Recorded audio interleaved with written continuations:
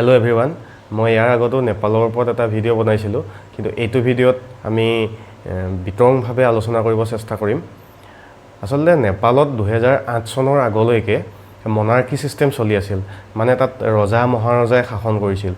তাৰ পাছত 2006 চনৰ পৰা এটা আন্দোলন হয় আৰু এই আন্দোলনৰ ফলস্বৰূপে 2008 চনত মনাৰ্কি সিস্টেমটো শেষ হয় আৰু ৰিপাব্লিক সিস্টেম এটা এডপ্ট কৰা হয় আৰু 2015 চনত নেপালত নতুন কনস্টিটিউশন এডপ্ট কৰা হয় আৰু সেই কনস্টিটিউশনৰ মতে ডেমোক্ৰেটিক ৰিপাব্লিক সিস্টেমটো এডপ্ট কৰা হয় যদিও ডেমোক্ৰেটিক সিস্টেম গ্ৰহণ কৰা হয় 2025 চনলৈকে প্ৰায় 10 বছৰ কালত বৰ বিশেষ তাতে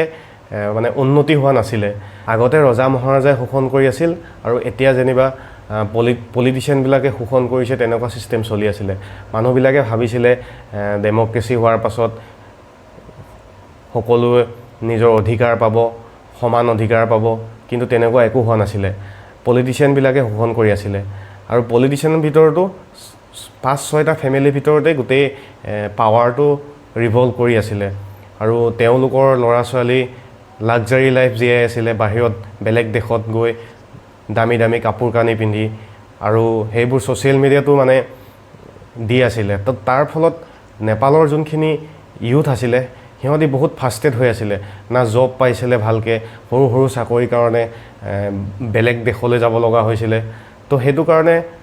ফাস্টেড হৈ আছিল নেপালৰ ইউথ জেনাৰেশন সমূহ আৰু ইউথবোৰে হে ফাস্টেশন সোশ্যাল মিডিয়া যোগেদি শো কৰি আছিল মানে আৰু হ্যাশট্যাগ কিছুমান চলাই আছিল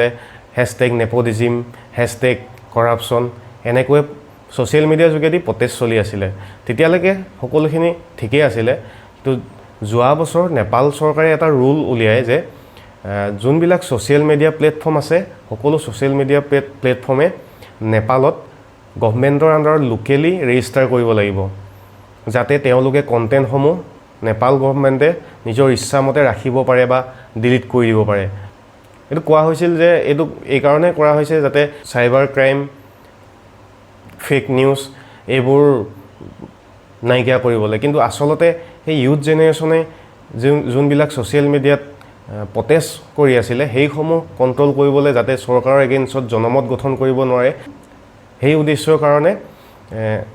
সোশ্যাল মিডিয়াসমূহক তাতে লোকেলি ৰেজিষ্টাৰ কৰিবলৈ ৰুল বনোৱা হৈছিল সোশ্যাল মিডিয়া প্লেটফৰ্মসমূহে সেই ৰুলটো ফলো কৰা নাছিল আৰু সেইভাবে 4 সেপ্টেম্বৰত 26টা সোশ্যাল মিডিয়া প্লেটফৰ্মক নেপাল গভৰ্নমেন্টে বেন কৰি দিয়ে আৰু ইয়াৰ পৰাই প্ৰটেষ্টটো আৰম্ভ হয় যেতিয়া এই সোশ্যাল মিডিয়াসমূহ বেন কৰি দিয়া হয় তেতিয়া মানে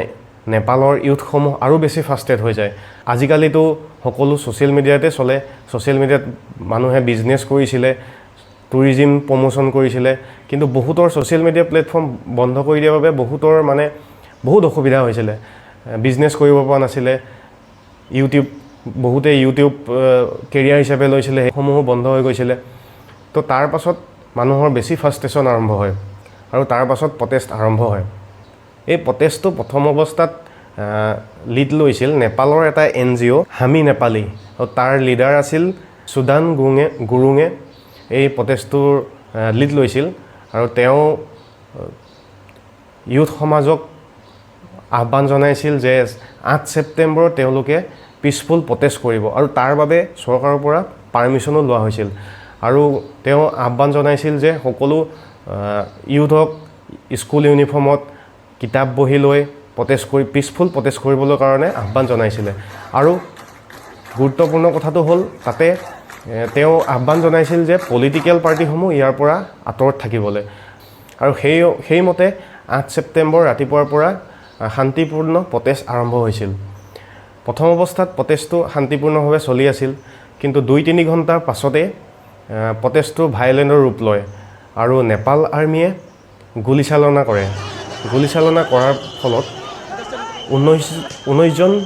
আন্দোলনকাৰী মৃত্যু হয় আৰু সেই মৃত্যু হোৱাৰ পাছত প্ৰটেষ্টটো আৰু বেছি ভাইলেন্ট ৰূপ লয় ইমানে ভাইলেন্ট ৰূপ লয় যে প্ৰতিবাদকাৰীয়ে ঘৰ দুৱাৰ ভাঙে সংসদত আক্ৰমণ কৰে জ্বলাই দিয়ে ঘৰ হেনেকুৱা এটা পৰিস্থিতি সৃষ্টি হয় আৰু তেনেকুৱা পৰিস্থিতি হোৱাৰ পাছত নেপাল গভৰ্ণমেণ্টে ছ'চিয়েল মিডিয়া যোনটো বেন আছিলে সেইটো উঠাই লয় যদিও প্ৰটেষ্ট তেতিয়াও কমা নাছিলে। তাৰ পাছত প্ৰটেষ্ট ইমানেই বেছি ভাইলেণ্ট ৰূপ লয় যে সাংসদ জ্বলাই দিয়ে, পলিটিচিয়ানৰ ঘৰবিলাক জ্বলাই দিয়া হয়। এক্স PM ঘৰ জ্বলাই দিওঁতে তেওঁৰ পত্নীও মৃত্যু হয়। 8 ছেপ্টেম্বৰ ৰাতিলৈ নেপালৰ হোম মিনিষ্টাৰে এই গোটেই ভাইলেনৰ ৰেছপঞ্চিবিলিটি লয় আৰু প্ৰতিবাদকাৰীসকলক শান্তিপূৰ্ণ প্ৰতিবাদ কৰিবলৈ আহ্বান জনায় আৰু প্ৰতিবাদকাৰীসকলক ছেটিছফাই কৰিবলৈ তেওঁ হোম মিনিষ্টাৰৰ পৰা ৰিজাইন দিয়ে। তথাপিতো কিন্তু প্ৰতিবাদ কমা নাছিলে, বহুত বেছি ভাইলেণ্ট ৰূপ লৈছিলে। আপোনালোকে দেখিছেই ফাইনেন্স মিনিষ্টাৰ,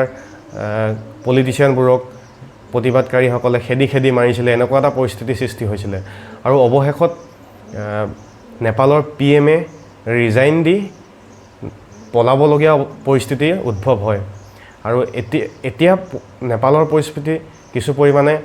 শান্ত হৈছে। এতিয়া হয়তো এখন কেয়াৰটেকাৰ গভৰ্ণমেণ্ট গঠন কৰিব বাংলাদেশৰ দৰে। তাৰ পাছত পৰৱৰ্তী সময়ত কিদৰে চৰকাৰ গঠন কৰে, কোনে চৰকাৰ গঠন কৰে, সেইখিনি পৰৱৰ্তী সময়ত দেখিব পোৱা যাব।